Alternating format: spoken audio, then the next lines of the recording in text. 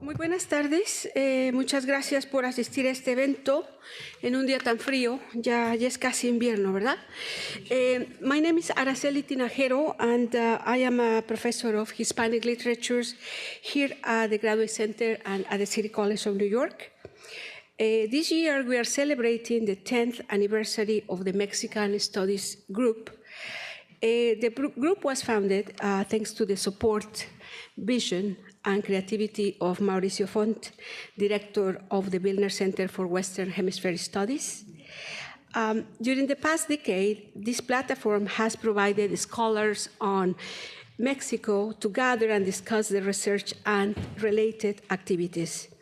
In the past, we had panels on urbanization, the US-Mexican border, 21st century Mexican art and literature, Mexico-Brazil literature and culture, Trotsky in Mexico, Mexico and Asia, technology and culture, as well as the Mexican digital libraries. On 2012, we had the Mexican elections panel when we had the privilege to have the participation of Enrique Krause. Not less important is today's roundtable on Mexican democracy and migration. We are honored to have Professor Alexandra Delano Alonso from the New School, Ambassador Diego Gomez Piquerin, Consul General of Mexico to New York City, Professor Natasha Iskander from New York University, and Community and Social Service Specialist Angelo Cabrera from Baruch College. You may read the brief bibliographies of the panelists in the handouts that we gave you at the entrance. I have two more here if you need some. Okay. And Professor Delano Alonso will lead the roundtable for 1 hour approximately. Then we will have a session on questions and answers, which I will moderate. Thank you very much, and welcome. Thank you so much, Araceli, and welcome everyone. Good evening, afternoon. Thank you for having us and for proposing to have such a timely debate here. We are in a moment, a very interesting moment for Mexico, both in terms of the challenges of migration within the country, and also the fact that there's a new government elected in July proposing a new approach to these issues. So I've prepared a couple of questions for the panel, which I think is a really wonderful opportunity to have a perspective from civil society, scholars, and government to think about the various elements that constitute this debate, talking about the different kinds of flows of migration that Mexico is experiencing and what it means to approach them with a new perspective. So just to give a little bit of background context, some of the traditional ways in which Mexico has thought about its migration policies have been outward-looking, always in relation to Mexicans abroad. And we have a diaspora of 36 million in the United States. 11 to 12 million of them were born in Mexico, and the rest were born here. 5 to 6 million of them are undocumented. And of course, the size of this population makes it a necessary priority for the Mexican government. But in recent years, since around 2007, immigration flows have decreased, while the number of returned and deported populations has increased. So that is a phenomenon that is usually referred to as net zero migration. So the number of people returning is sort of matched by the number of people departing, but the flow of immigrants towards the US and other places has been reduced by almost 90% in the last 8 years. So it's a very significant change in the flows that is due to a number of reasons that have to do with the securitization of the US border, the economic crisis in the US, but also to conditions in Mexico that in a positive light are attributed to growing opportunities for employment, but for the most part are also related to the fact that it's more difficult to leave. The context is much more violent now than it was in previous years because this has coincided with the drug war in Mexico. So in addition to this context of emigration, which forces us not just to look at these movements, there is an increase in the flow of migrants in transit through Mexico that coincides with these changes. As you all know from reading the news and the stories that have become such a focus of attention, millions of Central American migrants and migrants from South America and the Caribbean and even some other regions are trying to cross through Mexico to get to the United States in a very violent context because of the presence of organized crime, the corruption and impunity of Mexican institutions and authorities that is unable to protect these populations. One of the things that has changed also in recent years is that these migrants in transit that were using either the train, the Beast, or other routes to get to the US are now having more difficulties entering the US for the same reasons as Mexicans, and therefore remaining in Mexico for longer periods of time, and in some cases seeking asylum in Mexico instead of coming to the US. Mexico has not responded to this effectively, and there's a huge backlog of cases, and migrants are usually remaining in shelters for very long periods of time with very inadequate protection mechanisms, which makes them very vulnerable, again, in a context where there is a large presence of organized crime that threatens these shelters and organizations that are providing this support. So the state has been sort of inefficient and unable to respond to this, and at the same time, developing similar policies as the US government, responding to these pressures to also securitize the southern border as part of this Plan Frontera Sur, which is attached in some ways to the Iniciativa Mérida, which is focused on development. And there's been a lot of reactions to that from civil society, arguing that we're basically doing the same thing that the US is doing to Mexican migrants. The things that we're arguing against the US doing to Mexican migrants on the northern border, we're doing it against Central American and other migrants in the southern border, and it has had very serious consequences in the lives of these migrants trying to cross or facing very difficult conditions in their transit through Mexico as a result of Mexican authorities' abuse of power and the growth of detention centers in Mexico under conditions that are similarly hostile as the ones in the US. And finally, we have a context of return and deportation, where more than 2 million migrants have been deported or returned to Mexico in the last couple of years as a result of the deportation policy started with the Bush administration, then expanded during the Obama administration, and obviously a priority for the current administration.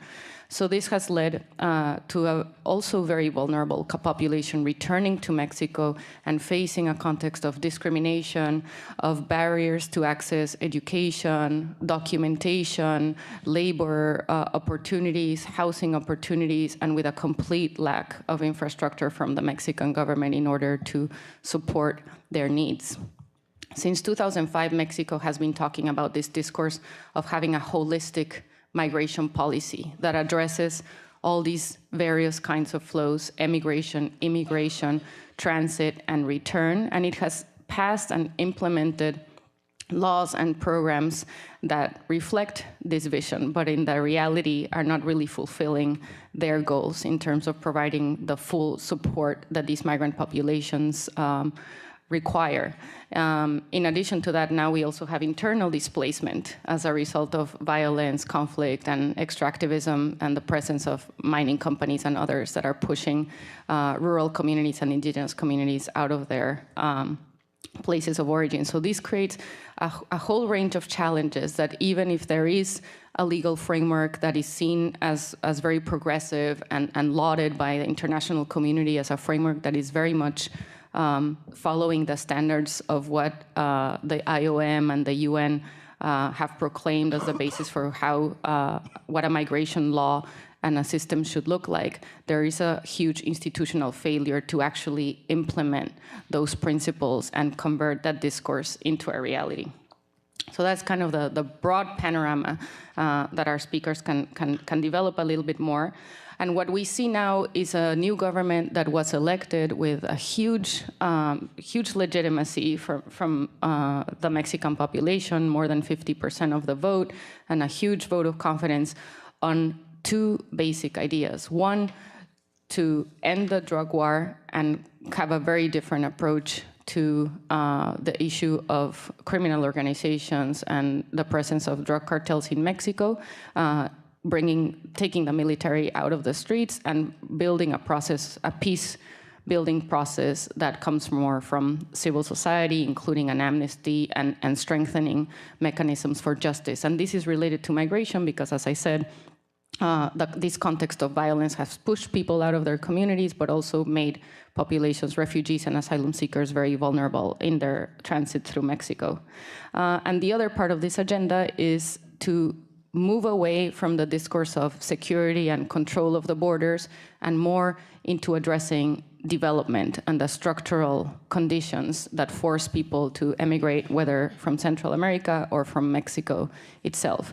And these are seen as sort of new ways of addressing this, at least in the discourse. But of course, these are solutions that require a long-term work, that they're not going to change from one day to the next. So one of the key questions is what is going to be done in the short term to change these approaches to migration, and what is that going to look like in practice? It hasn't been really clear, I think, from the new government's agenda of what that actually looks like. And in the case, for example, of Mexicans abroad, there's very little discussion of what that actually means and how to address the issues of consular protection and other needs that Mexican immigrants continue to face right now, even if in the long term we're going to reduce eliminate the conditions that are pushing people to leave or are making them very vulnerable in their transit or in their process of asylum in Mexico.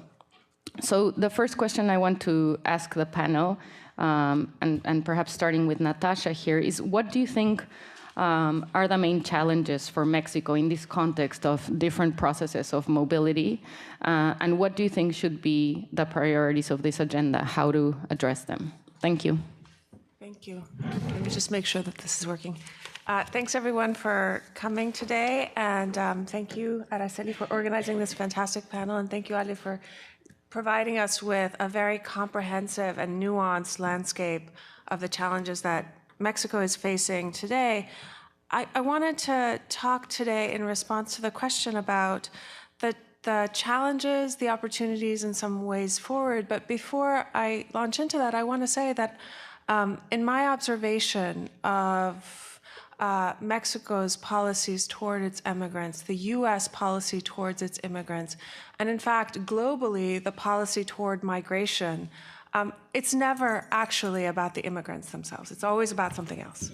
And this displacement is really important to understand what these challenges and constraints look like.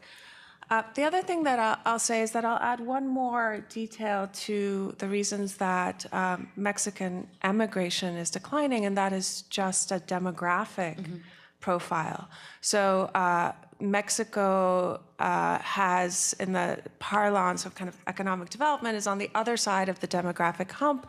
Its population of 15 to 64-year-olds is shrinking, which means fewer workers, fewer people looking for opportunities, and fewer people looking for opportunities to migrate. And in fact, this is a reality that the IME has been really aware of for the past 15 or so years, and 15 years ago articulated very clearly that they had this vision of having just 15 years in 2004, 2005, they began articulating very explicitly this vision of we only have 15 years to consolidate our outreach in the US to our new migrant communities. And the timing here is uncannily correct. So I think that's an important thing to pay attention to as we move through these discussions, that to some extent, these policies are less effective in shaping migration patterns than we think. They may be more effective in shaping the lived experience of migration, but not actually migration patterns. So the challenges. My view of the challenge, the most important challenge is, of course, Trump, the volatility of the Trump administration, and the ways in which the Trump administration has perceived immigration from Mexico and Central America. So the Trump administration's kind of nativist and xenophobic policies really have very tenuous connections to the actual trends of immigration to the US. So immigration to the US, the largest group of immigrants to the US are now from Asia, and they are primarily visa overstayers. If they are undocumented, or if they become undocumented, that's through visa overstays. Otherwise, it's through legal forms of entry and residence.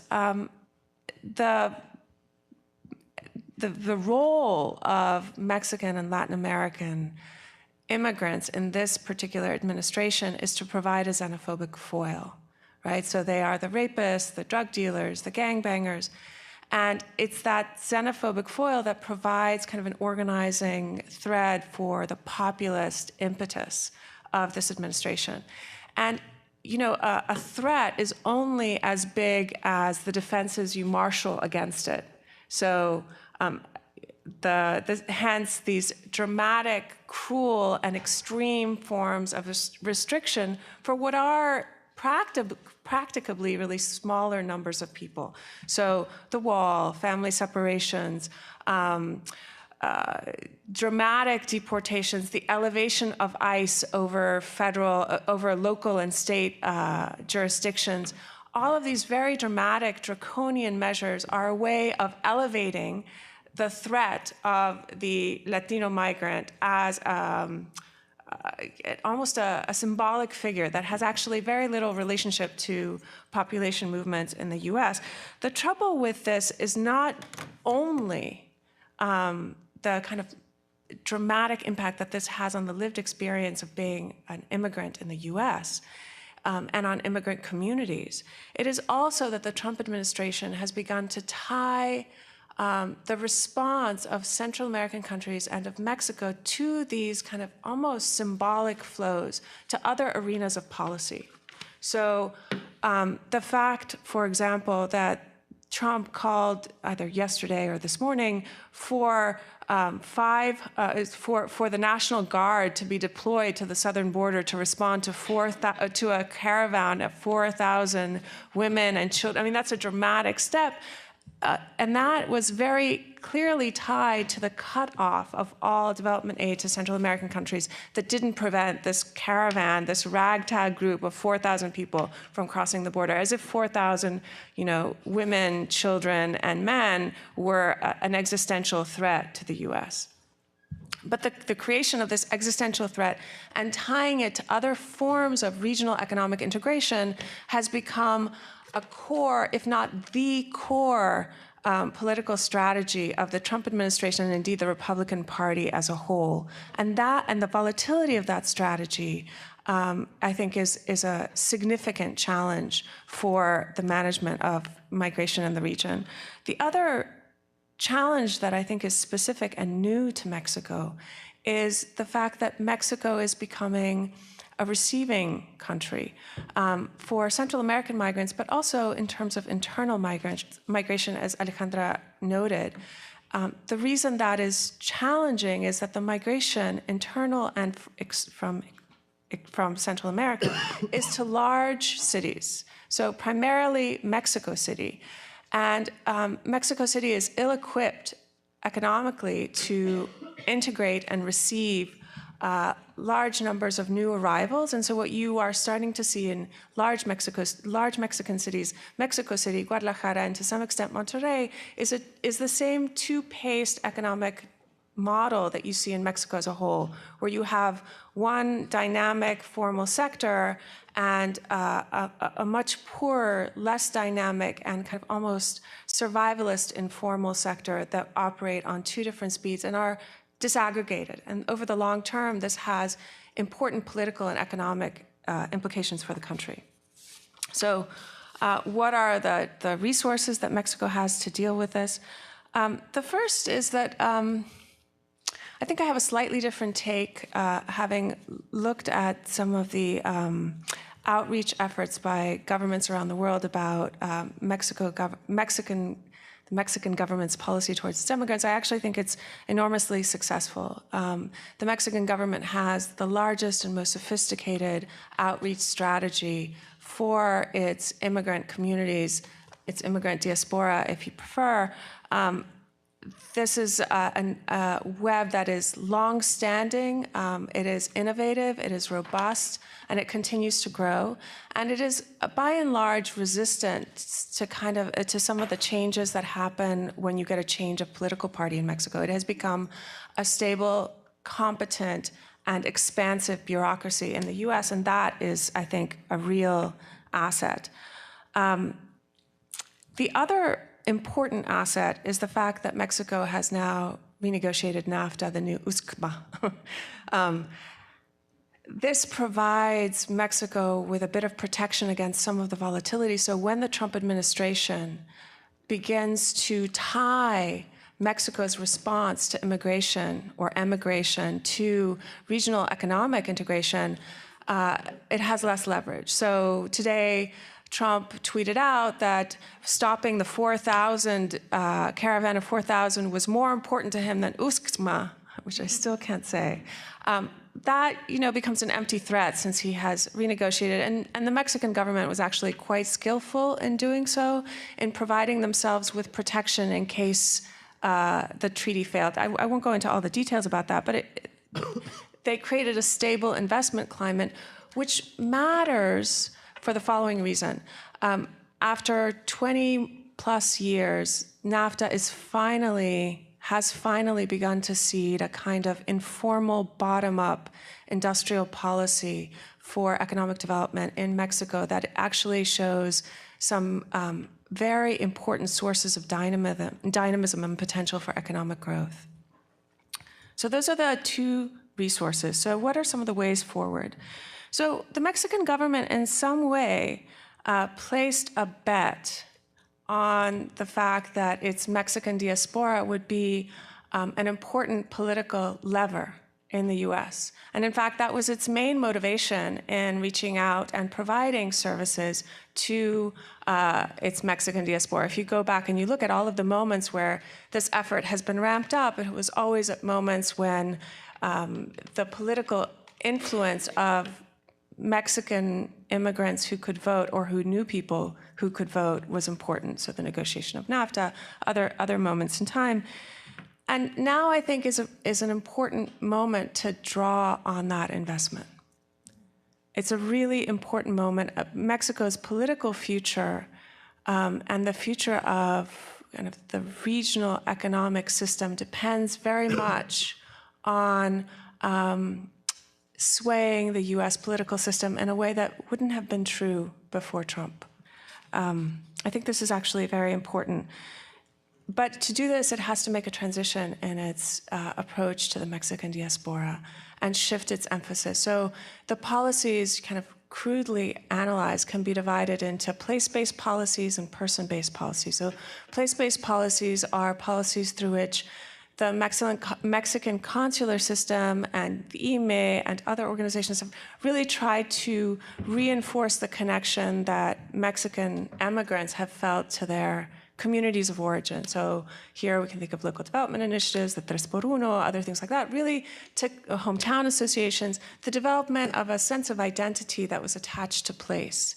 There's another stream of policies that were much more attached to the person. So here, the Ventanillas de Salud, programs that really were about addressing the needs of an individual or a family living in the US or a community living in the US. I think it's really time for the Mexican government to make that shift more explicit, which has already to some extent started, to move from a place-based set of initiatives to a person-based initiatives, and there are several reasons why. The first reason is that the Mexican diaspora, so those who are, the Mexican immigrants who were born in Mexico, most of them have been in the US now. Over 50% have been in the US for 15 years or more. So people have established lives here. The Mexican diaspora is quite large. Those who are born here who have no intention of going back. So there's a different kind of reality. The second important reason to move away from a place-based approach is very simply that the places that these policies have connected to are now places where local government is imbricated with drug dealers and the drug trade. And so moving finances and identity politics through governments where local government is to some extent indistinguishable from or cannot be pulled out of the narco-politics of traditional sending areas, I think is an important thing to take into account. So more than 160 local politicians from primarily traditional migrant sending areas were assassinated this past electoral cycle, and this was very closely tied to the imbrication of the illicit drug industry with local government. And the final thing that I'll say is that the Trump administration has opened up the possibility of the Mexican government becoming more important through these person-focused approaches. So as the US government has become much more draconian and much more unpredictable in its deportation policies, the prospect of providing legal aid, as the new government, the incoming government, has proposed doing through the consulates, becomes a very compelling tool. Likewise, the expansion of health and nutritional support becomes very important at a time where the US administration is instituting its public charge specification, and so that immigrants who draw on public assistance for these areas become unable to access a green card over the long term. So providing these resources becomes a much more powerful way to connect to the Mexican diaspora, and it becomes a magnifying dynamic to build the kind of political base that can represent the interests of the Mexican government, of regional economic integration, and regional social integration through immigration.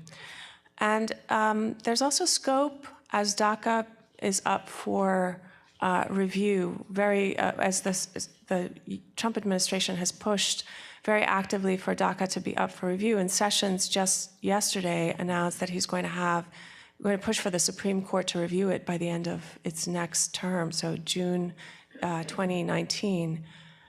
It really is quite important for the Mexican government to think about building better programs to reintegrate potential deportees, not just for the deportees, which is incredibly important, and for the skills that they bring, but there's a real symbolic effect of such policies that I think cannot be oversold. It's a very powerful message if the Mexican government comes to the support and defense of people who have been marginalized in the US. It sends a very powerful message about the role of the Mexican government in protecting its communities, wherever they may be. So that was kind of a long answer, but. Thank you so much. I think you really drew attention to the challenge that the Mexican government faces in a context of such heightened anti-immigrant sentiment and such targeted attacks against Mexico and Mexicans, and what that implies for pushing forward new agendas, and at the same time, how Mexico could be a pioneer in changing and challenging this discourse, not necessarily by confronting Trump, but by enacting different kinds of approaches and policies. The Mexican government, the person who is nominated to be the next Ministry of the Interior, has said Mexico has to return to being a country of asylum, solidarity, and refuge, and drawing on a powerful history from previous decades of being an asylum country for people from Central America and South America, and bringing back that idea, again, not directly putting in the face of Trump, but just as a sort of soft way of saying we have a different way of dealing with this, and what that would mean regionally and globally, I think, is powerful. And I also like your idea of the person-based approach, because this is what makes this política integral, or this holistic approach to migration, a reality. The diaspora policies that have been lauded as such positive programs, and truly they do have a different approach to how to deal with migration issues from a social, economic, and political perspective, how that person that's receiving all that support and service from a Mexican consulate in the US at the moment that they cross the border back to Mexico become just another citizen with lack of protection. So how can you translate what Mexico is doing abroad back to Mexico, and not just for the returned population, but also for asylum seekers and for Mexican citizens even, and expanding this notion of rights that has been developed here in the US because of its particular context and the characteristics of a population, as an approach that can lead the way into a new way of approaching these issues. And we already have the resources, we already have the institutional background for this and the structures. So how can that be translated into a Mexican context? I think is a provocative and very interesting way of framing this. But most of the time, especially thinking the AMLO government, the issue of Mexicans abroad has not been so central. I think there is a lack of understanding, and not a lot of people know what these policies actually are. And so therefore translating them into the Mexican context has been very difficult, both in the public discourse and then also from the national government perspective. And there's a kind of an institutional breakdown because the migration policy is managed by so many different ministries in Mexico that all of these pieces sort of fall apart, whereas diaspora policies in the US are guided by the foreign ministry and the consulates in collaboration with different ministries, but there's kind of a center. Whereas in Mexico, the Ministry of the Interior deals with one aspect, the Ministry of Health with another one, the Ministry of Labor with another one, and that makes it difficult to make this holistic policy a reality. Which leads me to the next question, which I'm going to ask Angelo to address. What do you think is new about what López Obrador is bringing forward in terms of an approach, a different approach to migration issues? Do you think he'll be able to fulfill these promises? What would it take to fulfill these promises? For example, the idea of the right to not have to migrate, to be migration be a decision and not a forced reality. What does it need, like a change of vision? Does it need an institutional change? Does it need new laws? Does it need a new system? What is your view on this from the perspective of someone who has been working with communities very closely? You've seen the realities in Mexico, you've seen the realities here. You've worked very hard with both civil society and with government institutions. So what is your perspective on what's ahead for this new government? Yes, so one of the things that I want to acknowledge is with the new sort of proposals of the new government is the recognition of migration as returnees, that we're having an issue, that we are facing a problem on the deportations, on people who decided to return because of economic reasons. And that really is sort of important for the new proposals to move on, and this sort of concept of, en Spanish, la inmigración dejará de ser una necesidad para convertirse en una opción. So the whole option, the whole sort of vision that when migration supposed to be an option for every individual, but not, rather than being an economic reason. So that's something new, something that we're looking into the Mexican government as the new proposal with AMLO, or AMLO, that you always keep saying AMLO. And the whole thing definitely is going to face a lot of challenges, right? So this sort of idea of el derecho a la migración, or the right of migrate, it has been already in the debate for many years by many scholars in Mexico, from Ana María Aragones and Armando Bertra, who have studied the whole phenomenon of various different possibilities on how to implement different strategies for migration to become an option. So that sort of in a way of incentivizing economic issues, right? Creating new jobs, because one of the major reasons that, why people decide to migrate to the United States, so it always comes to the bottom that for economic reasons, right? So they don't have jobs, they have so many other needs, educational needs, provided housing, education to the kids. And that's sort of like, one of the reasons that we tend to migrate to the United States. But then when you look at the structure of sort of the political environment in Mexico and the way how people also have accessibility to just main social services, access to health, access to programas oportunidades. That's the sort of kind of like it's kind of like food services for the Mexican community. And the way that sometimes in the local government, in the municipalities, in the little towns, sometimes is you have access to those benefits based on for the party that you vote, based on the party affiliations, and when there are programs that providing houses to those who don't have houses in Mexico.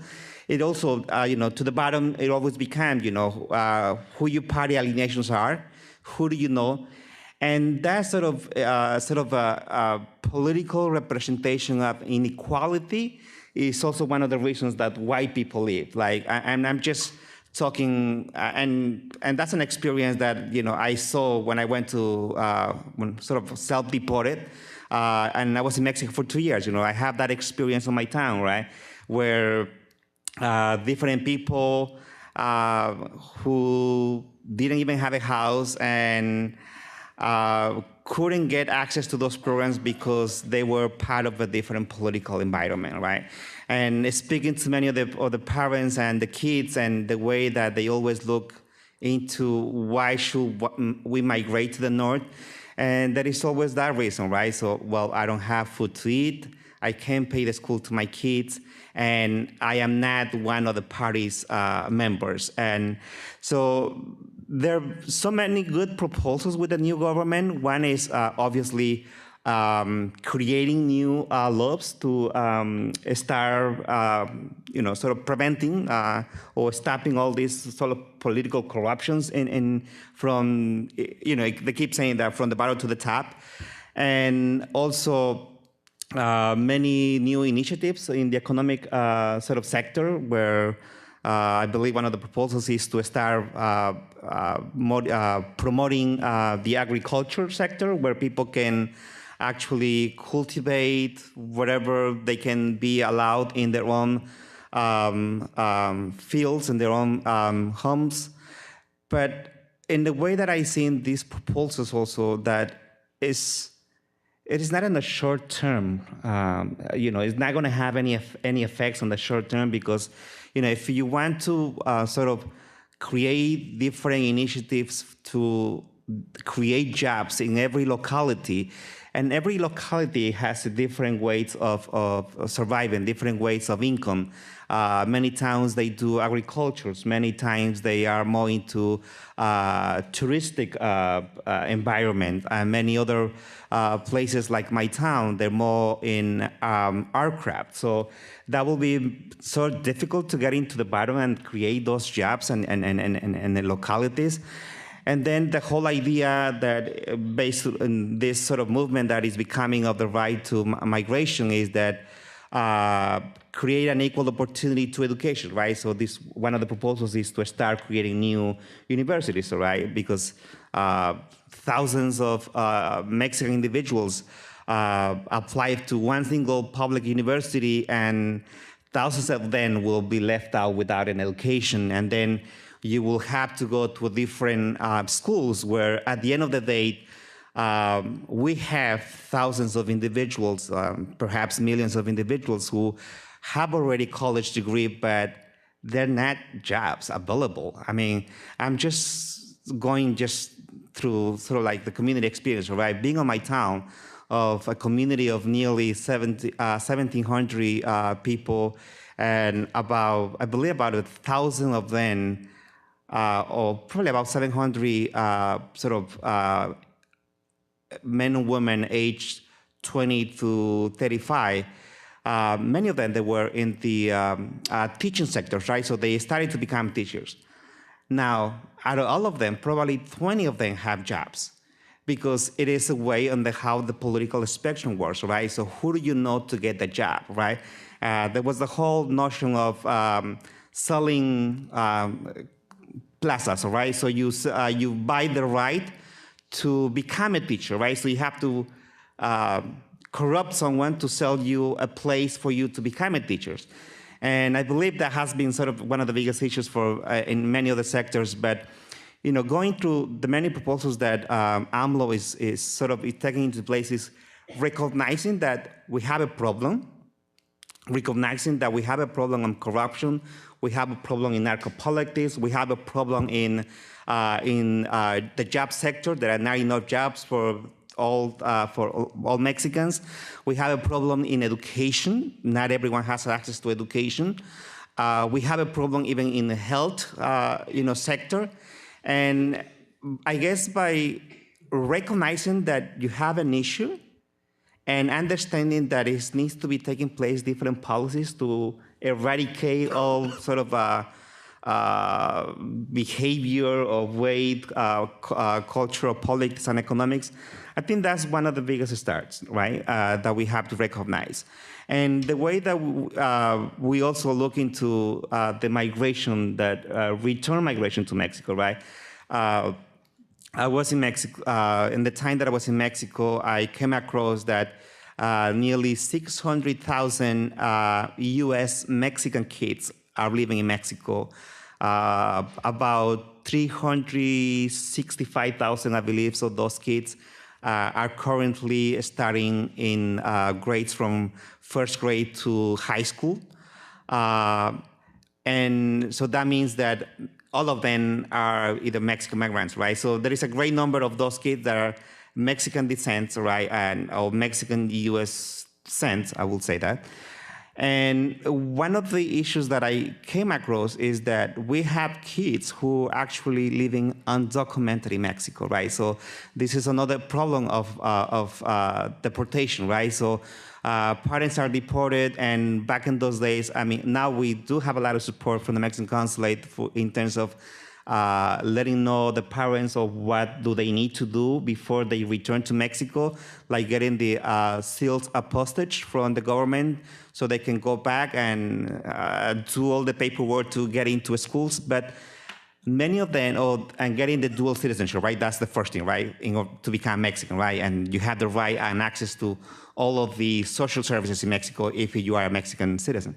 But those who actually were deported, or those who went before having that information, so now they're having a big problem, right? So right now I'm working with 3 cases in my little town. One of them is already an adult, 19 years of age, and others are 3, 4, and 10 years old who have been undocumented for many years, especially the one that is 19 years old, right? So now it's becoming an issue because she's applying to college, and she doesn't have a way to prove that she's a Mexican citizen. So, so I guess one of the things is that we need to work hard, all of us, not just the government. It has to be a partnership with the government, citizens, and other institutions, private sector as well. Thank you so much. So we have a sort of a building this perspective of what are the challenges and opportunities of changing a vision of how to approach migration issues, how to address its structural causes, and what does it mean to do it in a context of Trump administration, of a context of also a drug war in Mexico and everything that it implies for state institutions and for the individuals whose lives are at stake. But now turning to Consul Gomez-Pickering, what does this mean not just for like the long-term view, but on the day-to-day work of Mexican consulates? What are the challenges and opportunities in terms of making different kinds of arguments around how to address these issues? What does it mean for the US-Mexico relationship to be bringing up ideas such as, Mexico is not going to be a safe third country, like Marcelo Ebrard, the person who's been nominated to be the foreign ministry, sort of rejecting Trump's proposal for Mexico to even increase even more its securitization, or Mexico saying, we're not going to stop this caravan of Honduran migrants, we're not going to build a wall, but at the same time telling Trump, we agree on certain issues like the development proposals, both for Mexico and for Central America, and even AMLO writing a letter to Trump saying, well, you and I are kind of the same. We're very close to the people, which was a very controversial statement, but sort of trying to come up with this common ground, and that has led to a lot of debates around what populism means and whether it's a different brand of populism, the Trump brand versus the AMLO brand.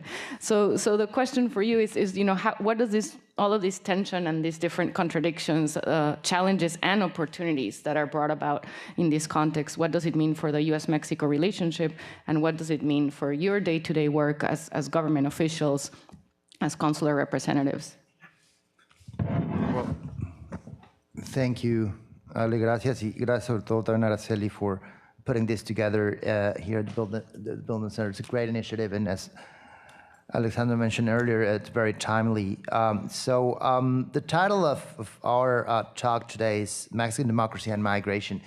And going back to the title and trying to answer your question, I do believe that we're in front of a very big opportunity.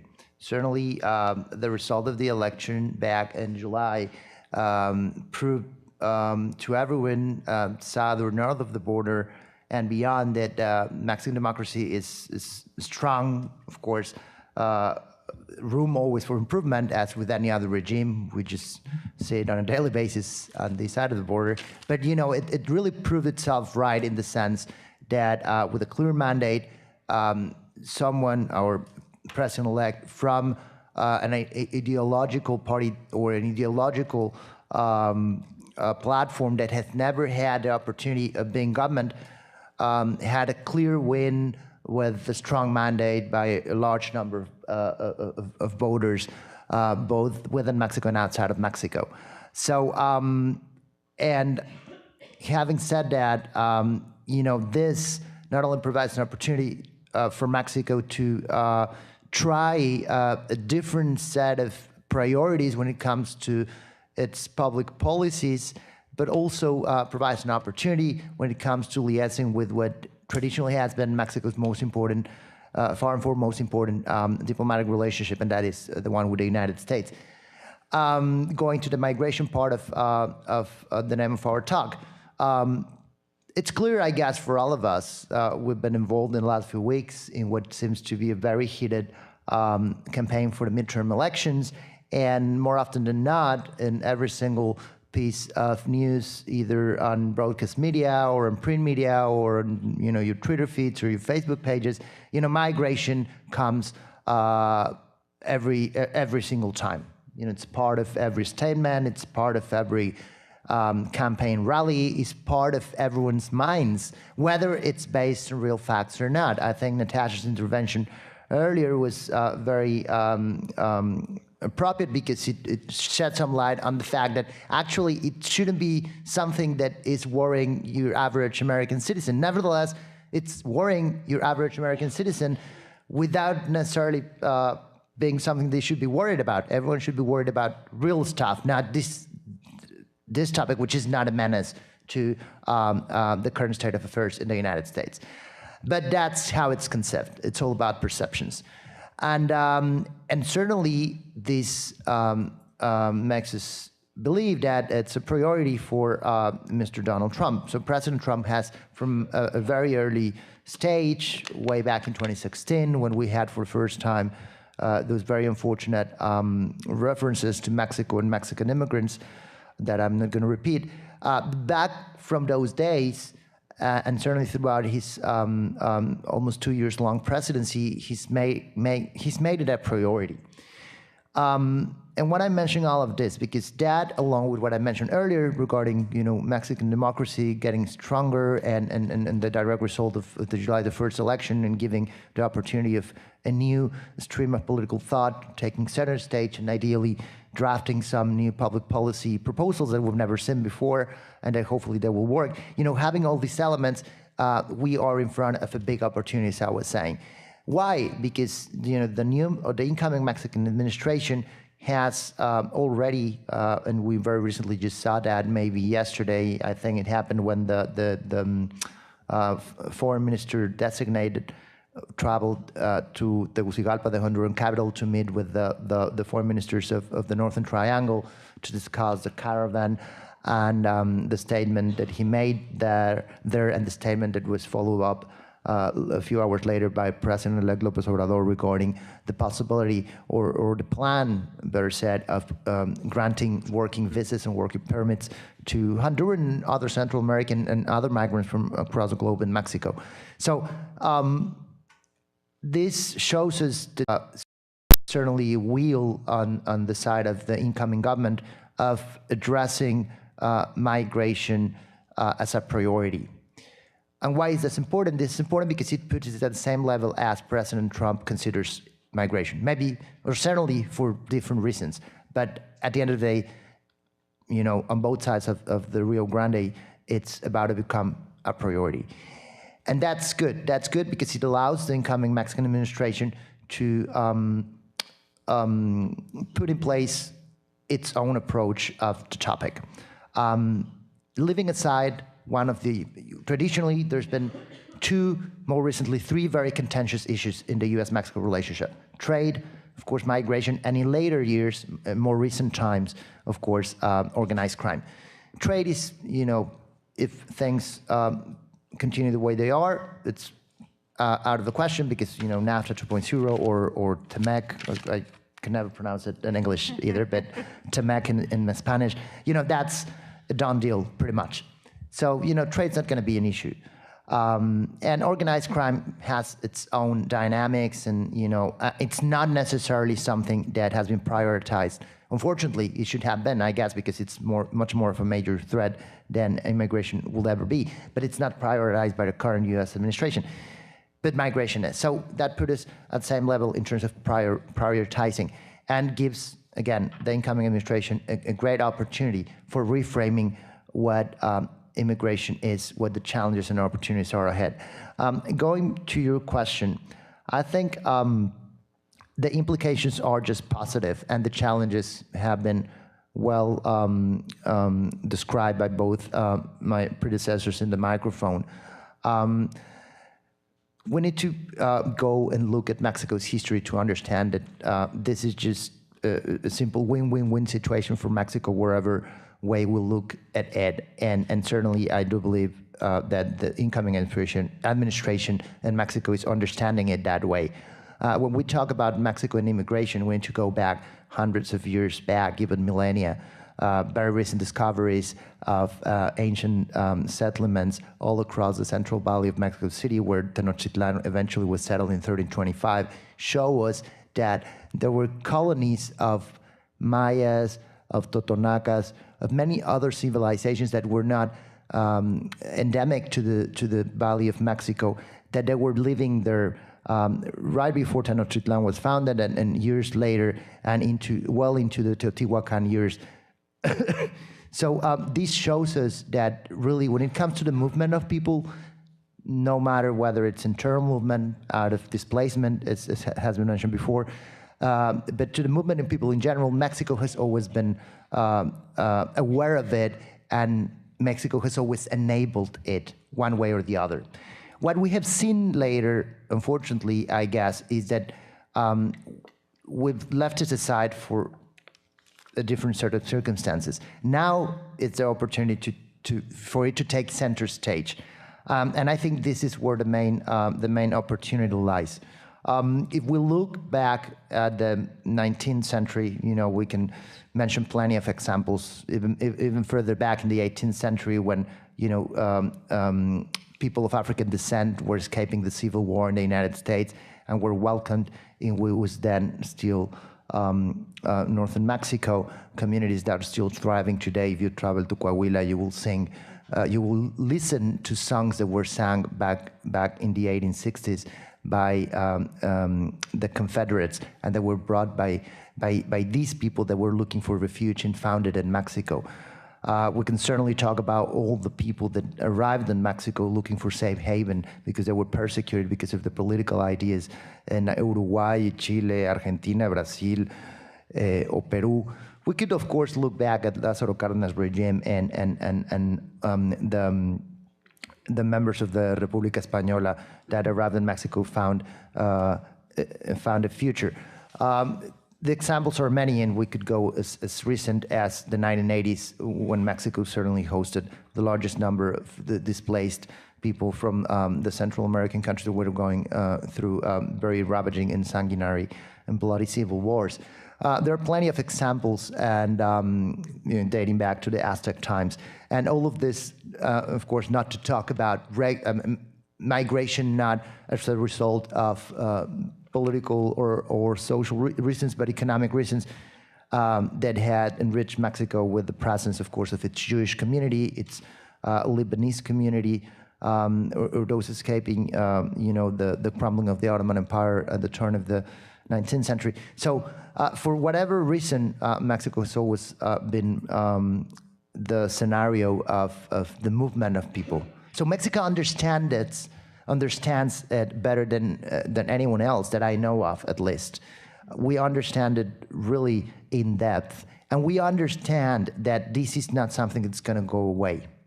So I think that's something it's being considered by the incoming administration. It's something that's there to stay, and hence the pronouncements that we heard recently, both by the incoming foreign minister, and by the president. Migration being something that you choose to do, but you are not just compelled to do. It's a choice, and in that sense will continue to be a choice, and that's the way I think Mexico will continue to conceive it. What is, I think, the number one priority in this sense, within the priority of immigration, that will allow us to, I guess, to advance our dialogue with the United States under a different set of circumstances than the one we have had, living aside, as I said, trade and considering that organized crime is not necessarily there as a priority. It is that Mexico really, besides looking at its very robust set of regulations that actually position Mexico at the forefront of, at least legally and on paper, of providing the elements for people coming in, we have just focused on refugees, so people asking for asylum for very specific reasons and mainly political. We have not so far, but that, of course, I think is being considered, and that's a positive thing. We have never had a holistic policy or approach towards those that have arrived for other reasons, rather than just looking for asylum or being persecuted for their idea or political standing or ideas, which was the case with much of the people that arrived in Mexico from the Southern Cone or Central America, or even from Spain. And now we have large numbers. I don't know if you're aware of this, but if you go down and travel to Tijuana, you will see the vibrant Haitian community that established itself there very recently as a result of the last weeks of President Obama's administration deciding to end the policy that allowed Haitians to come over here. Or the tiny but nevertheless significant presence of Cameroonians in Piedras Negras. But it could also talk about, the Syrian young students that have been making their way to Aguascalientes because of the program the Aguascalientes government has been taking forward to give safe haven to those escaping the Syrian civil war. But that's, again, political, and I want to talk about the economic reasons. Most of the people that are coming or passing through Mexico nowadays are people either escaping violent circumstances that do not allow them to stay in their countries of origin, but not necessarily politically, affiliated, the reasons for them to leave, or they are simply, looking for better economic opportunities, and with the final idea of coming to the U.S., but in the way passing through Mexico, and many of them staying. So we heard earlier from Natasha about the demographic pyramid. That's the way you call it in English, la pirámide demográfica, or, well, I don't know, but in terms of our population, we're actually getting older rather than younger. And that's something that the government of Mexico has always had very clear. Starting, I think, 2020, 2025, our population is going to grow older and older, and the pyramid will start to, revert. So Mexico certainly is not only benefiting, but it's true, it's always a benefit to receive immigrants, but will definitely benefit once those years arrive, in 2, 3, 4 years' time, of people coming over, young and willing to work. regardless of their place of origin, being Central America or Central Africa, or even as far away as Central Asia or the Southeast of Asia. If there's a set of rules or there's a more holistic approach and the already robust legislation in Mexico happens to include as well a set of circumstances to let these newly arrival people establish themselves and incorporate themselves into Mexico's economy, then that will be definitely an asset. And I think the statement that we heard yesterday from President-elect López Obrador goes along those lines. Going to the second part of your question and how this is being on a daily basis incorporated into what the Mexican Cultural Network does, I think the fact that President Trump has taken this as a priority has become also an opportunity. I, in that sense, agree with what my predecessors mentioned about being the Trump presidency one of the most important, if not the most important challenge for the Mexican community in the United States. Perdón. Because, you know, the xenophobic narrative that has exploded ever since and the ongoing criminalization of immigrants and minorities in general. But I think the biggest challenge that related to our everyday jobs in the consular network is related to the Mexican community itself, regardless of what happens at that level, federal level, either here or south of the border.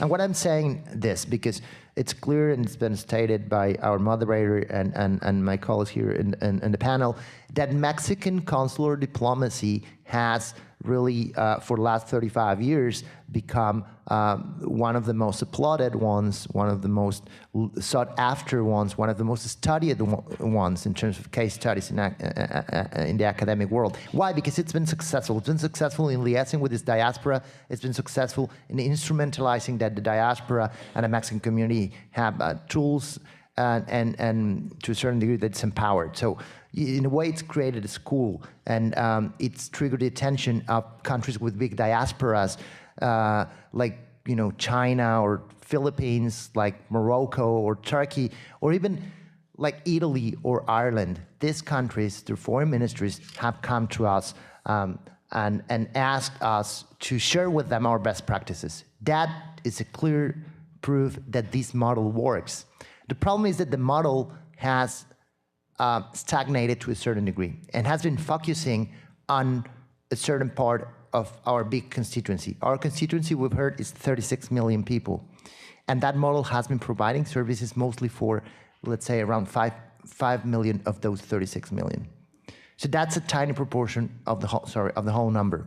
So the big challenge is to evolve that well-proven policy or set of policies, that well-proven consular diplomacy, and start looking at the 31 million. What are we going to do to make sure that they are also part of what the Mexican consular diplomacy is? And how are we going to guarantee that those 31 million, which are the biggest part of the whole number, are in the next few years empowered as they should? Because if that happens, then Mexico will have not only 50 consulates in the US, but will end up having an army of 31 million ambassadors in that 31 million strong Mexican-American population. And we'll see a totally different environment, and certainly it will become much more costly to call anyone a bad hombre. Thank you so much. Let me ask each of you a very short, concrete question, so then we can open it up for a conversation with all of you. But I appreciate that you went back to the history and talked a little bit about these reference points that can serve to change our view more towards the South and the experiences that we have from that. But I think at some point, those experiences are also sort of glorified, and some of the inherent, racisms and discriminations that migrants from Central America and from other places have experienced in Mexico, and even returned populations, are invisibilized, but they're a continuum in our history, right? Mexicans who are abroad are seen negatively as pochos or too Americanized. Those returning are excluded and signaled out as no longer Mexican enough.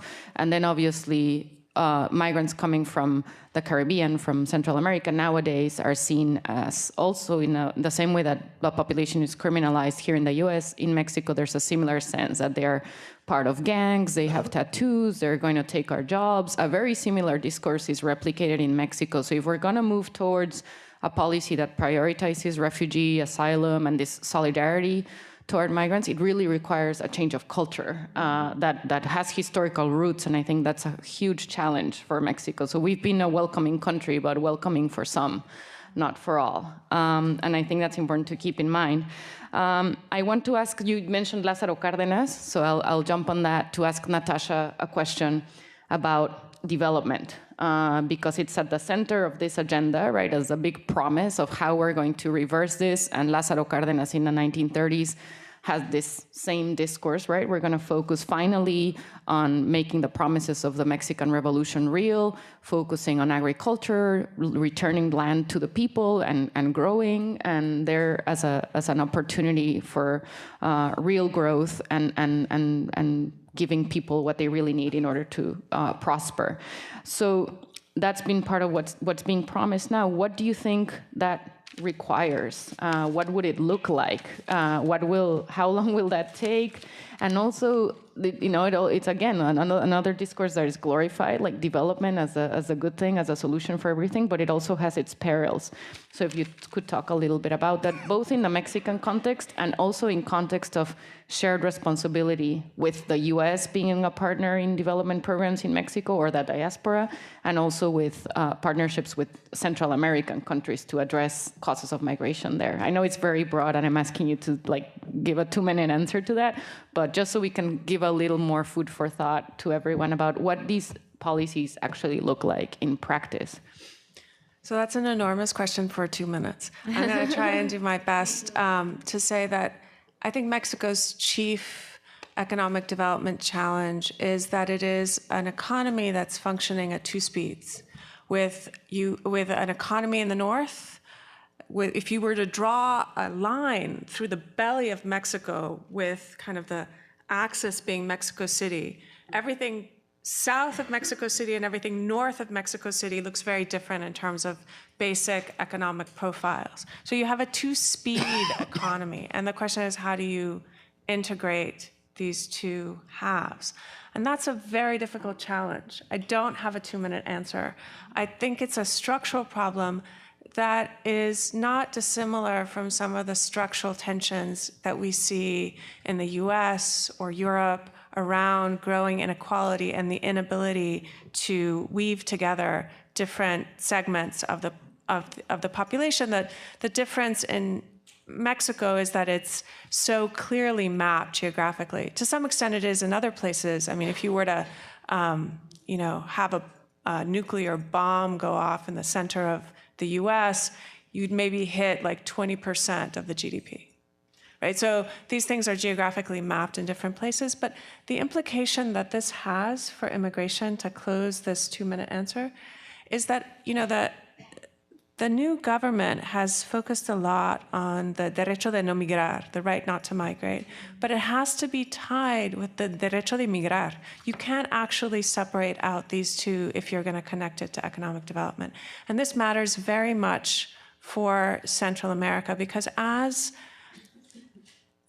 think it is inevitable to jump over the causes for the sake of brevity, that Central America, its economies will be drawn into the lower half geographically of the Mexican economy, the slower of the 2 speeds. And I think that has important implications. So as this new government thinks about how to integrate these 2 speeds, it will also need to think carefully about how to integrate Central American economies into those to make a single speed that includes those economies. And in paying attention to that, it will have to start to pay attention to climate change. All of the predictions about the impacts of climate change for Mexico and Central America point to important levels of intra-regional and internal migration, particularly from Central America to Mexico City. And this is because of impacts on agricultural production and coastal regions. And these are not, we have this notion of climate refugees. This is not what I'm talking about. I'm talking about a much more nuanced and integrated impact on livelihoods that may pass through secondary cities before it reaches Mexico. So a strategic plan thinking about how to integrate new migrants, new economic migrants into Mexico is crucially important to link these two things. And I think that the policy to not join the US in patrolling the southern border is very smart. This only ever leads to dysfunction, corruption, criminality, and the imbrication of drug trafficking and human smuggling. And it has done so to incredibly detrimental effect anywhere in the world that it has tried, with Libya as the most extreme example, Turkey somewhere in between. This is something that Mexico should stay away from, absolutely. Thank you so much. Angelo, I wanted to bring in the issue of civil society into the conversation and organized communities of migrants, both in Mexico and in the US. Their role in impacting policy and pushing for changes in our migration law and in many processes has been really crucial and has grown very significantly in recent years and in a context of democratization. So what do you think, where are they now and what are their challenges for making their agenda part of the policies of the new government? There's a whole debate now in Mexico about how civil society has always been with a progressive agenda mostly in opposition to a government that has more of a center-right agenda. But now that the left is in power and sort of in discourse at least representing that agenda, how does civil society then reorganize itself to continue to be opposition, but also to enact those values and that vision that government now represents, how to hold it accountable to that vision? So what does this all mean for civil society, for organized migrants? How do they respond to this new context? What should they do in order to make their vision a reality? Yeah. So one of the things that I have seen on the changes, especially in the nonprofits and the way we work here in the US and the way that they have been organized in Mexico, that it has become much stronger, much more massive mobilization about an immigration topic, right? So,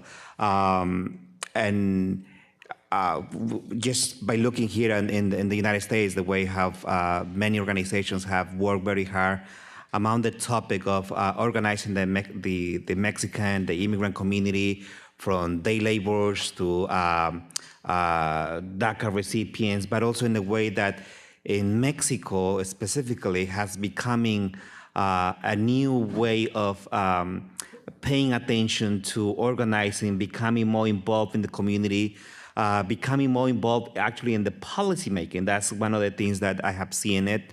And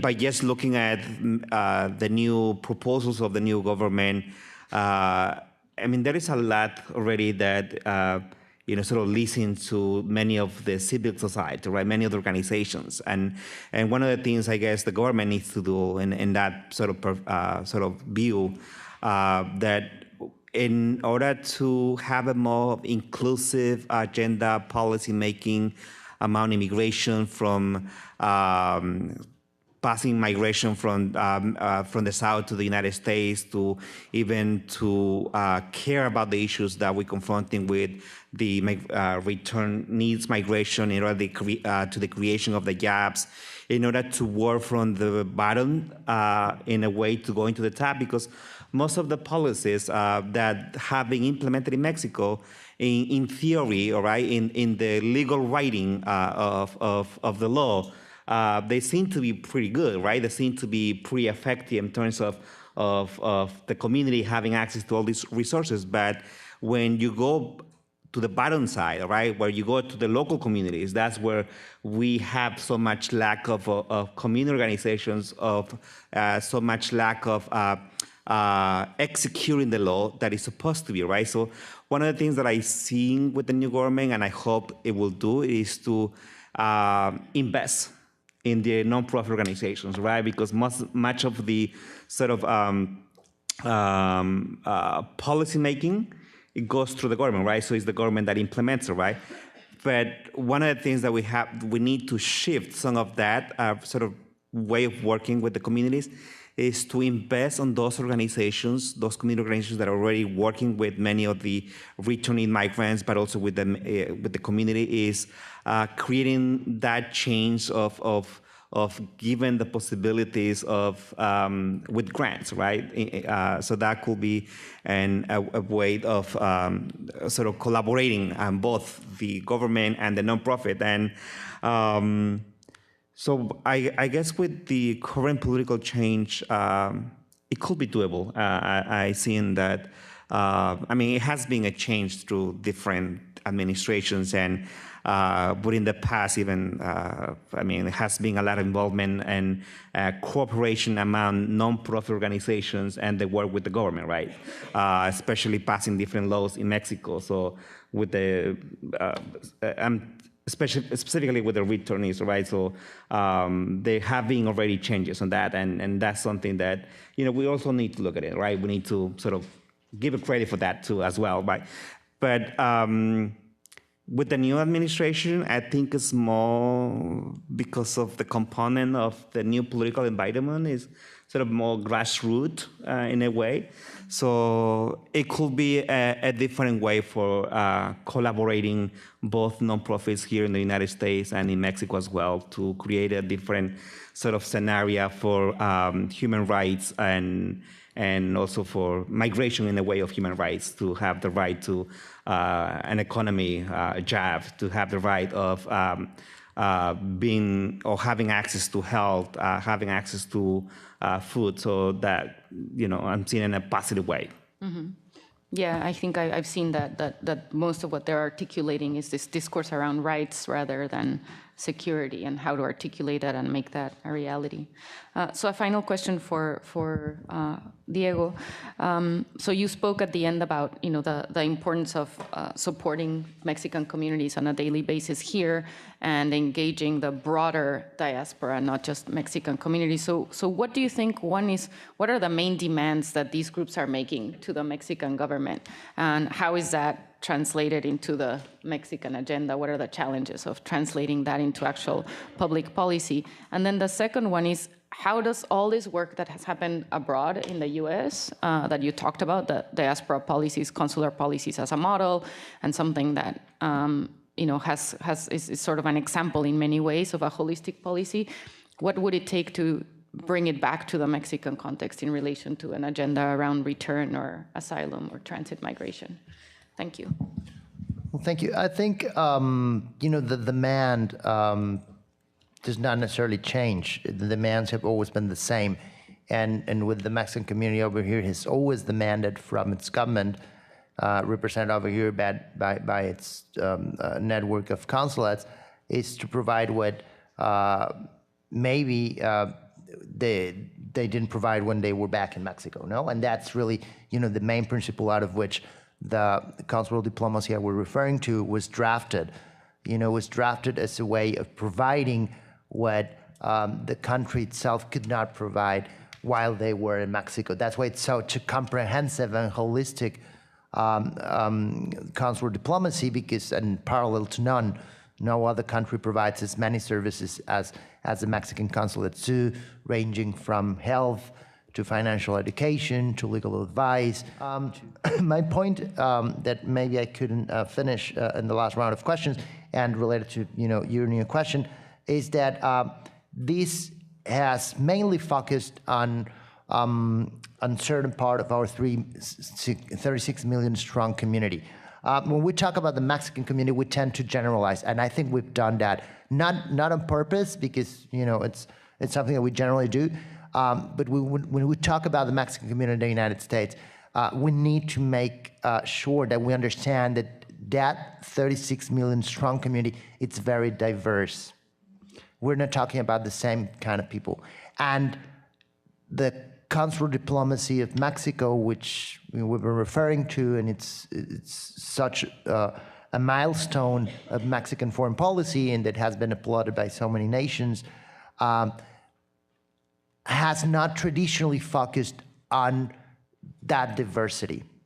It has addressed the needs of the 5-6 millions I was referring earlier during my previous intervention, and mainly that's the most vulnerable part of our community, and that is the group of people that are undocumented here, which, of course, it's composed of many subgroups. We have single mothers, we have indigenous groups, we have LGBT members of our community, here specifically in the transgender community, for example. We have many subgroups within that group of very vulnerable Mexicans in the United States.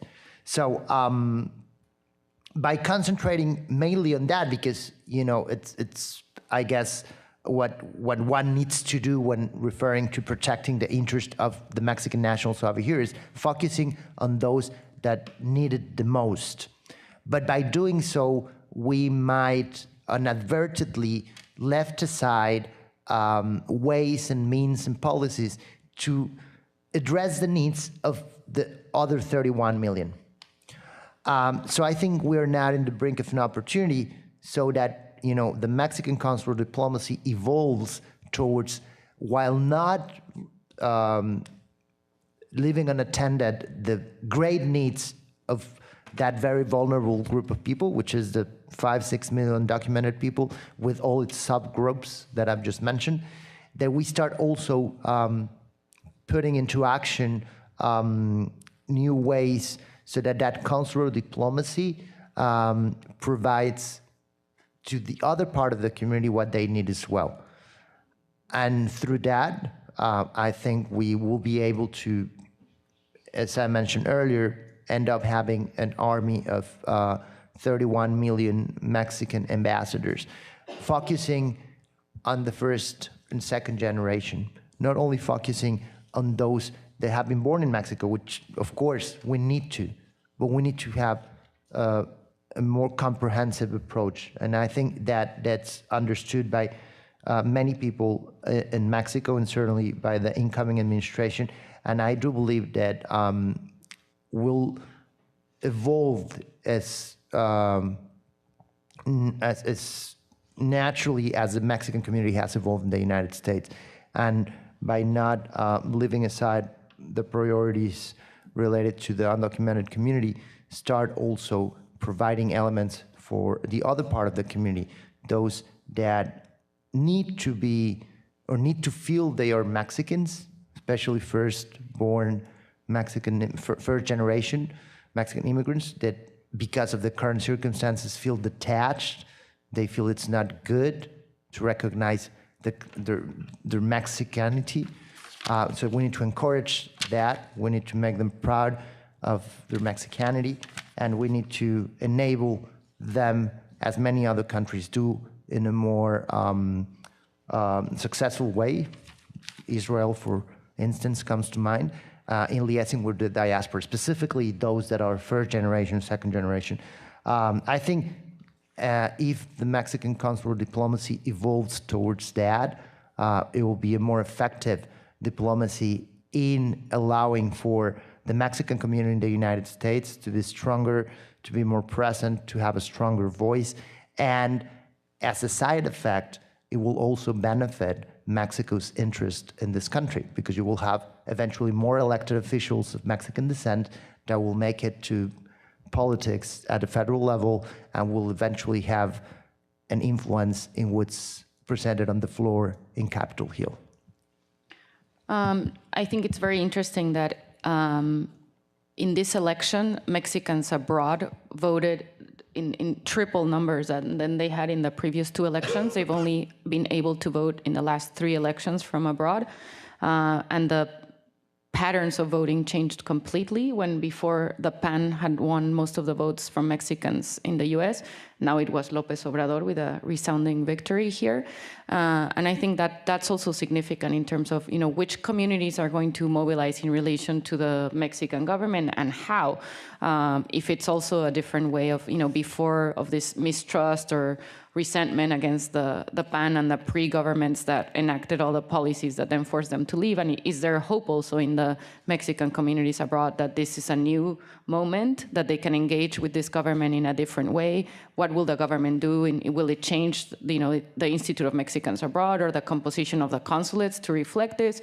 Or will it just be a continuation of the same policies? So I think we're in an interesting moment in that sense as well, from the perspective of Mexicans abroad and their voting power, as well as their economic power, which despite the fact that flows, there's more returning populations, there's fewer immigrants coming, remittances have remained at a very high level. So that is very significant in terms of the recognition that the Mexican government has about their power, and obviously the long-term perspective of their contributions in the US and the political capacity that they have as not just as Mexicans, but as Latinos, and how that will manifest also in the midterm election coming up and then in the next election. So that's all part of this everything that goes on in developing the Mexican government strategies, both at home and abroad. Thank you very much for this event. My question is about labor rights of both documented and undocumented Mexicans in the US. Yesterday, I saw this really good piece of this report about how in South Carolina, they are flooding tens of thousands of migrants, legal migrants, to work on a job sponsor program of the US, to work on farms, basically jobs that Americans don't want to work. And if you see the data, the rise of I think it's the H-2A visa in the US is growing exponentially. So basically, we are legalizing and we are participating in this system that the report, this report, of course, shows the terrible conditions of legal work and seasonal work, and the Mexican government approved it. And so my question is, of course, what is your opinion and your evaluation of these type of programs, but specifically, what do you think the consulates and this network of the Mexican state in the US could do to defend or to actually do something immediately or like in a short term for the labor rights, in this case, of the legal and documented migrants? Alondra Payan from International IDEA. So the United Nations, all member states but the US recently agreed on a global compact for migration. What impact, or if any impact, do you think that will have on Mexican migrants in the US and transit migrants in Mexico? Thank you. Around here. I'm Andrés. I'm a PhD student at the Political Science Department. I'm going to ask a very obvious question, given that this is about migration and democracy in Mexico. And that's, what sort of interest did Mexicans abroad have in their voting rights? As clearly stated, it's only been the third election since Mexicans could vote. However, there was only 90,000 votes from a diaspora of 36 million. Mm-hmm. So what's stopping the Mexican diaspora voting? And is Mexican democracy prepared for an election where 36 million of its voters don't live in its territory?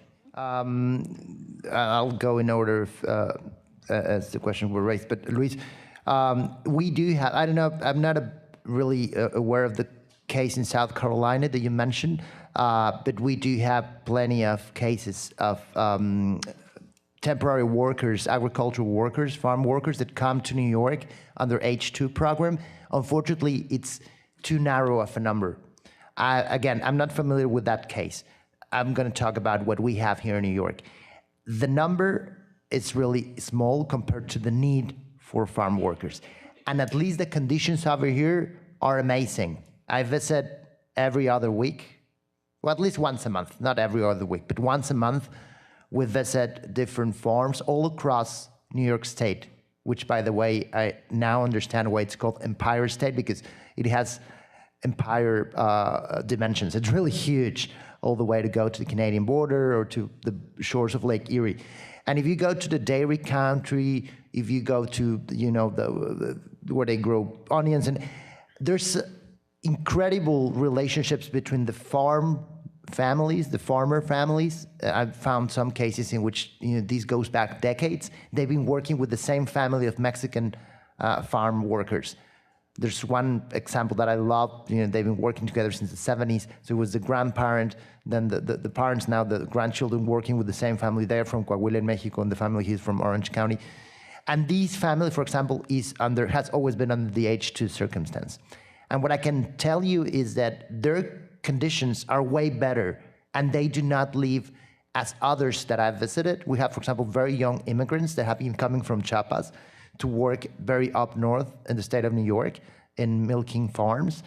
Some of them are underage, actually. And of course, they are undocumented. And they've been coming here because they say to us that the conditions over here are better than in Florida or the Carolinas. And you know, they are okay. They have, you know, very good relationship with their employers. That's what we make sure that they have that, regardless of their status, because for New York State, at least, and the Department of Law, it doesn't matter your status. You know, the employer has to comply with a certain set of regulations. And that's what we make sure of at every consulate. And the problem for example, these kids from Chiapas is that, or many others that are undocumented are not within the H2 program, is that, you know, they're pretty much slaves because they cannot leave the premises.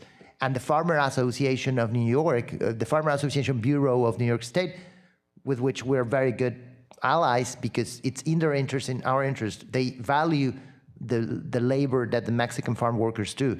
And what they say is that you have an agreement, an unwritten agreement with the Border Patrol. I'm talking about, you know, the counties that are near the Canadian border. And they said that as long as we keep our workers within the premises, the Border Patrol is not going to come in, or ICE. Mm-hmm. As long as they set foot outside, you know, there's nothing we could do, and they say we're going to grab them. So, you know, it's I think it's a very complex scenario, but definitely, again, I need to look at the South Carolina case that you were mentioning. Here in New York, in spite of, you know, certain cases that we've been dealing with through our protection department, most of them have been won, the ones that have gone to court. And but the overall conditions for undocumented and documented workers in the field, in the farms, are good. But having a visa makes a huge difference. So my personal reading is that we need to increase, and there's been on the table. I mean, I'm aware that during the NAFTA roundtables, it was mentioned. I mean, it never really ended up anywhere. But the H2, enhancing the H2 program was mentioned, and replicating what we have with Canada, or going back to the roots of the Bracero program. So I think that's a big task and an opportunity for the incoming administration to, considering that migration is a priority for both south of the border and north of the border, that we address this in a positive manner, and that on our side, we put on the table the possibility of really having a sizable number of people coming over seasonally and work the fields of this nation. I mean, it's Mexican hands that feed the United States, both in the restaurants of Manhattan and picking up onions or oranges from Florida to Maine. It's us that feed this nation. So it just makes sense that if we're gonna discuss migration and discuss ways to, you know, really curb the phenomenon, we need to talk about H2 program and enhance it, and giving many more H2 visas. I don't know if I answered the question, but So maybe we can stay with this question, because I'm sure Natasha wants to say something about it, because I think in general, temporary worker programs are presented as a solution, and the reference to the Mexico-Canada program is always this model and example, but it's hugely exploitative, and it also prevents, a real addressing of the structural conditions on both sides. So I wonder what Natasha's view on this is, and there's also it also comes up in relation to the question about development, because the focus of López Obrador's agenda on development in the south of Mexico and in relation to Central America also includes the idea of temporary worker programs between Guatemala and Mexico, which have existed in the past and have also created these very abusive conditions against workers and the ability of employers to threaten them in order to sort of limit their labor rights. So maybe Natasha can speak a little bit more to the perils of these types of approaches. So the perils are structural, right? So Diego's point is well taken, right? So some employers are good employers and some employers are terrible employers. Mm-hmm. The question is, what kind of protections and recourse do H2 programs, so H2A in case of agriculture, provide workers? And the answer is very little. Mm-hmm. So the H2A, structurally, what it does is it binds a worker to a specific employer. And the employer agrees under the terms of the H2A and under the terms of the recruitment contract to pay a prevailing wage. But a prevailing wage is, of course, right, in a labor market where you have either H2A workers or undocumented workers, both highly vulnerable populations. And the trouble with the H2A or H2 programs in general is that the enforcement is really in the hands of the state and employers. Workers have no recourse, functional recourse. Legally they have, but functionally they have no recourse in the case of exploitation. And this has historically led to situations that are structurally exploitative. So I think the really big question, and I think, Alejandra, this is what you were intimating, what does it mean to have an economic system where you have workers who legally have access to different sets of rights? Mm-hmm. What does it mean to have an economic system where some workers cannot change employers? So if under the H2A, if you can't quit if you have terrible conditions and stay in the territory. And in fact, by law, your employer has to report you for absconding if you have been gone for more than 5 days from your place of work. These H2A agreements also come with kind of stipulations around housing. There's no stipulation around quality of housing, or you don't have the same latitude that a worker with full rights would have to access housing, access services, and organize for better conditions. This tiered system is troubling, right? And then the bottom tier, of course, are workers who don't have the right to work, undocumented workers, who don't have the legally recognized right to work. And so what that means is that you have these tiers of vulnerability that become vulnerable in different ways at historical moments. So in New York, it's true that ICE has a kind of gentleman's agreement with farms about whether or not they will enter. But it has begun to violate that agreement. And I think that if politics around immigration become more heated, especially if the Republicans lose this election, I expect that ICE will enter more farms. And if we look back at the Bracero program, in moments that were politically expedient, you had Border Patrol and Customs Enforcement entering farms, right? Operation Walk Back was all about that. It was a political moment where you needed to, right? And so if you have protections that are contingent on the goodwill of certain actors, they're not protections at all. Mm-hmm.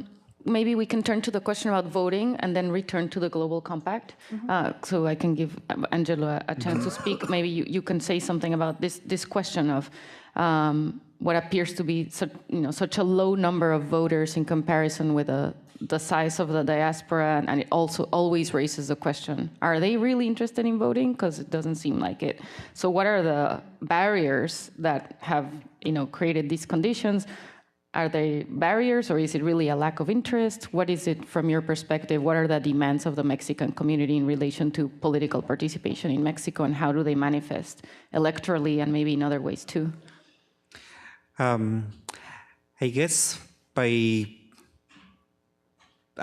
just thinking about my own even personal experience, right? One of the biggest issues, I guess, is mistrust of the system and the way that it's structured and the way that you vote. Because at the end of the day, you will not know who is going to be from counting your vote, where you don't have any sort of security in a way of, when I say security, yes, it is implemented. The government has implemented different securities of the people that are going to be counted, but just the mistrust that we have already in the system and the government, it takes away the interest of many people, right? And I mean, just for instance, right? I know that at the beginning of the elections, and when we were sending our packages, I believe there were some news that were reported that some of the packages were going through a different site and not to the site that we're supposed to be. So that sort of creates a lot of uncertainty on the people. And it is being a movement for 10 years, but we just very recently have a much broader right to vote, right? Because before you had the right to vote, but you needed to have your the voting credential from Mexico, but it was given in Mexico, right? So if you were here for more than 15 years or 10 years, so even though you have the right to vote, but you couldn't vote because you didn't have the credential. So in this new election, so we had the opportunity for people to actually be able to have or to get the credential election at the Mexican consulate, right? And that sort of, that was one of the opportunities that we increased the voting, people more interested in vote. Still low, but comparing to the first one, it is much higher, right? And then if you take into account the process, all right, and the way just to get the credential, right, the little process that goes beyond that you have to go to a site and register your credential, and then getting that sort of package, and then looking at each one of the politicians, where sometimes you might not even aware who they're running. And I mean, I personally have to devote nearly a week making sure who are the politicians of my town, doing my duty of making sure reading each one of their own agendas, but understanding the sort of diversity of our community, understanding that there are thousands of individuals from indigenous communities who might not be able to read and write. So just for someone who was educated to go through the whole process of selecting getting your credential, registering your credential, then sending it back, getting the package, voting, sending your package. I mean, it's sort of scary for someone who might not have that possibility of understanding the whole process. But in terms of the interest of our community, I believe it will be increased in the future to come. We might need to have a different approach, perhaps. I mean, we are 36 million Mexican descent, but here's my question. You have to be a Mexican citizen, right, to vote. So out of the 36 million Mexicans living in the United States, you have to break the numbers, right?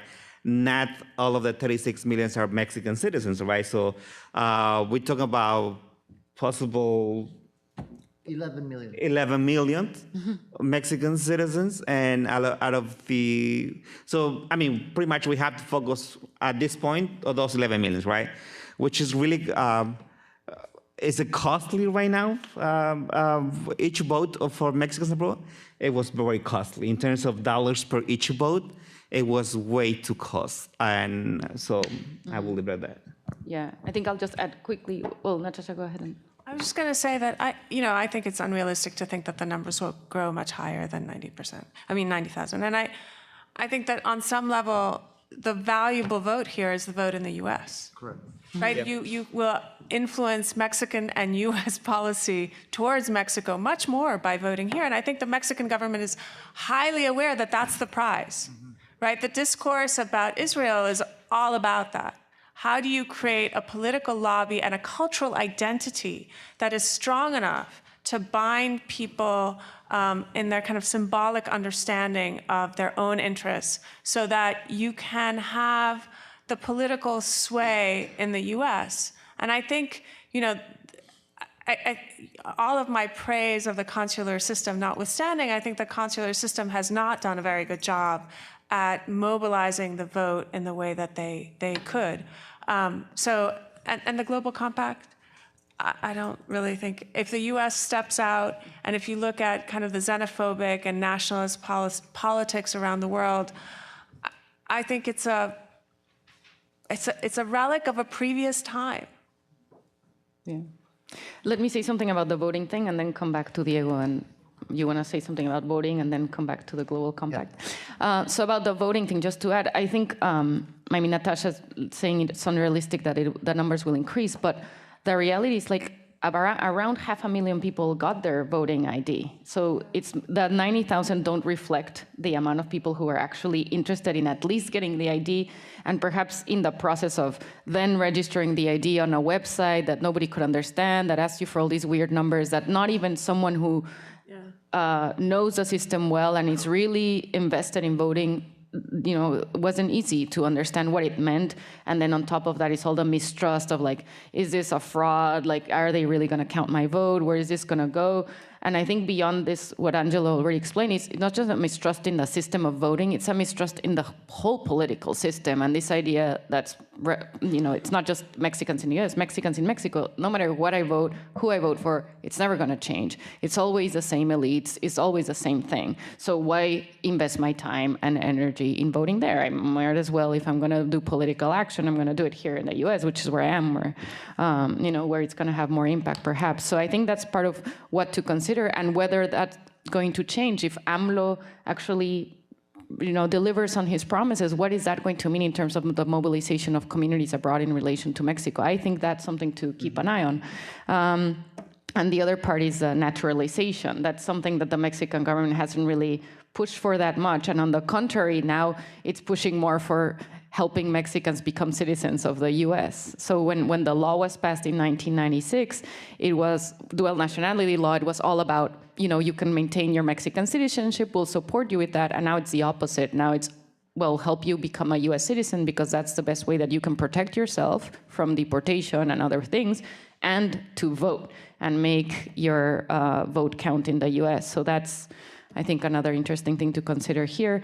And finally, just to say that it's not just a demand from the last 10 years that the Mexican community has had. It dates back to the 1920s. It's always been at the center of an agenda, as symbolic as it may be. I think it has a really deep significance for the Mexican community in terms of political recognition. And the question is, where else can it go? Not just electorally, in occupying other spaces, like they've asked for representation in the Senate, they've asked for a Secretaría del Migrante led by a migrant. The Institute of Mexicans Abroad was originally conceived with having a migrant as a director, and that has been lost. There used to be a Consejo Consultivo para las Comunidades Mexicanas en el Exterior that had 120 migrants represented and in conversation with the Mexican government very actively in developing the policies that the consul spoke about. That has been diminished in the past 6 years. So I think the conversation about political participation really needs to move beyond just limiting it to the voting space, because it limits also our horizon of what are the other places where this needs to be played out in order to have an influence in the design implementation of these policies and also accountability measures. So the last question is about this global compact and what that means, what it means for the US not to be part of it. It doesn't really mean, I disagree with what Natasha mentioned. I think it's not archaic, it's very important. It's the very first time that at the multilateral level, every single country except for the United States agrees on discussing this as a phenomenon that transcends just certain regions and certain topics. I think the adoption of the final document, I invite all of you to read it if you haven't, which was reached in the late summer here in New York. As some of you know, we're going to have a big conference December the 10th and the 11th, in which countries are going to actually subscribe the final document. And the expectation is that all of the countries that participated in this process that was facilitated by Mexico in conjunction with Switzerland will subscribe it. And why is this important? If you read the text of the Global Compact, it actually sets a different set of terms to define migration. It demystifies the term. It actually says that migration is a positive thing with a positive economic impact. And I think just because the Compact uses those terms in the way the Compact uses them, it's positive because we have 190 plus countries, except for the US only, being part of this. And that, I understand, the UN system might be a bit stagnated because you would not see results overnight. But this effort in particular, I think it's important because of that, redefining and demystifying immigration, having countries as tough as Australia or as tough as Russia or China or Japan when it comes to immigration, that have always had a stance that is the opposite of what Mexico understands of migration. It's important and relevant.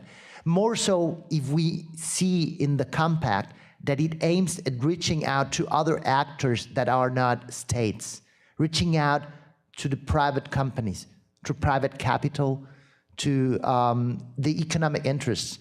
Just a few weeks back, on the fringes of the General Assembly of the UN, we had, I think it was up to 10 companies making their public pledge in subscribing the Compact. And amongst them, we have Bloomberg, for example. Of course, Bloomberg always wants to have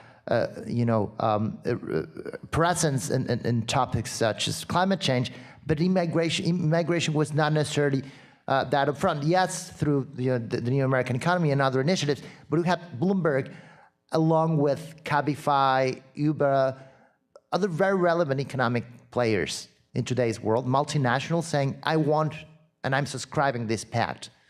So it's a call to transcend the discussion amongst countries, which has been a phenomenon just limited to what the Mediterranean countries in the south are doing with the European Union. There was mentioned the case about Libya and the European Union, or this. It really transcends the political realm of it, and it goes into the economic part, and it frames migration as a positive phenomenon. And I think that's important. That's why it's relevant. Maybe, it will not translate in specific policies. Maybe it will be very difficult to implement it because there's always, reticencias on this side or the other. But the fact that it was discussed, the fact we have a final document that actually reflects migration as it is, and that is a positive phenomenon, and that is subscribed by 191 countries, is very positive. And I do not foresee the U.S. not maybe in the future going back and saying, listen, I do eventually want to subscribe it as well. I don't know. I wouldn't, no descartaría eso al 100%. So I think overall, and specifically because it also calls to other actors to get involved, it's a positive thing. And the first time that it's discussed at the multilateral level with, those implications. Well, we have to stop. It's 6 o'clock. So we have the room until 6 o'clock. But thank you, all panelists, and thank you very much.